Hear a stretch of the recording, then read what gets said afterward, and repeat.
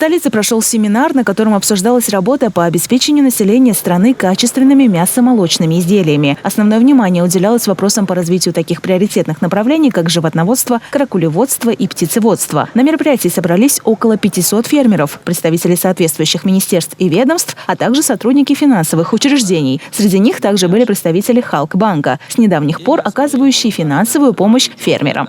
По предоставленной информации, в счет финансовой помощи Халкбанк профинансировал 408 проектов на 700 миллиардов сумов. На эти средства из-за рубежа завезено 241 713 голов скота. Кроме того, по 95 проектам, которые профинансировал банк, запланирован импорт 4348 голов породистого скота и 5440 голов овец на сумму 96,1 миллиарда сумов.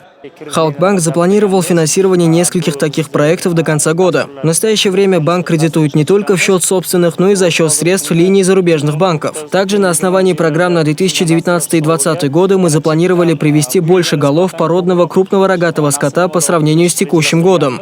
Кроме того, реализуется ряд проектов по расширению объемов продукции животноводства, обеспечению внутреннего потребительского рынка недорогой и качественной мясной продукцией, а также по созданию новых рабочих мест.